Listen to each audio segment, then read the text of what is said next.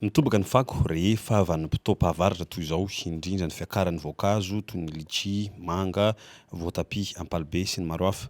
Na ny mpanjifa na ny mpivarotra dia samy miara-andraikitra amin'ny fako, voamanga, hoditra litchi sy ny maro hafa izay miparitaka etsy sy eroa. Tena maloto ety rehefa tonga ny letchi sy manga. Aujourd'hui raha maimbo be tsy nandalovanareo teo tena maimbo ka tsy hitako izay raha atao fa tokony diovina fotsiny izy rehefa sahala amin'izay.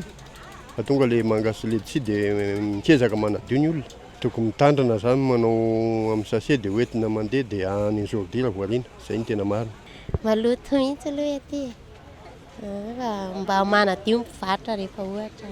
Tokony angony izany fakony dia hoentiny mandeha dia ateriny any am-pobelona. Tokony angony amin'ny sachet kely. Tena ety zany tena maloto miakatra ny loton'ny dala ety. Izay angamba ny azoko lazaina fa ety tena voretra be mihitsy. Le mpivarotra tsy miraharaha mihitsy. Samy manarinareny na mpivarotra na mpividy. Io reny dia zao samy tompona andraikitra ny tsirairay avy kanefa dia zao mbola misy tompona andraikitra lehibe ao zany. Tokony mba hoe hanao fanentanana amin'le olona tsirairay avy. Samy mitady izay tompona andraikitra homentsiny fa tsy mba misy fahatsapatena ka anadio. Tsy voatery io fakonao ihany no diovinao, koa satria tany iaraha-manana ity dia tokony iaraha-isalahy anadio ny rehetra.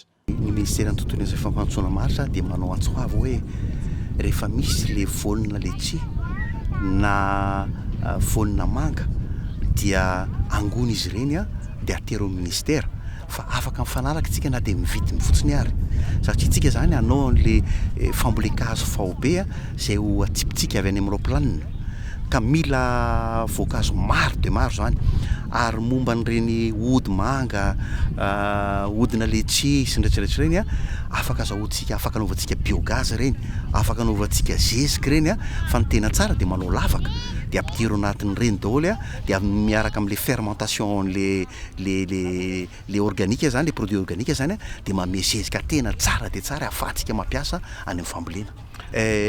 Raha mila tianareo hoe mba hazo vola kely nareo dia angony ireny zavatra ireny, angony le voan'le letchi, angony le voan'le paiso, angony le voan'le le manga sy ny rehetrarehetra dia hoeto any aminay, hoeto any amin'ny ministera ny tontolo sy fampandrosoana maharitra dia eo tsika mifanaraka hoe ahoana ny fomba hifanarahana satria raha mba afaka fitanana kely na dia mofo kely ho an'ny zaza fotsiny ary moa manino tsy atao an'izay fa manino aminarina amin'izay sady efa manaritsika dia miteraka fahalotoana, miteraka voalavo sy ny pesta sy ny rehetrarehetra tsy aleo hoe manana tanàna madio ka raha misy hividy le loto zany ohatran'ny hoe ministère environnement manino moa tsy aterana ministère environnement zany zavatra zany. Na eo aza izay vahaolana izay dia tsy tokony ho matikena maso, tsy fampijery arina-tava fa samy milaza sy miteny avy hatrany ireo izay mandoto ny tanàna ny tsirairay.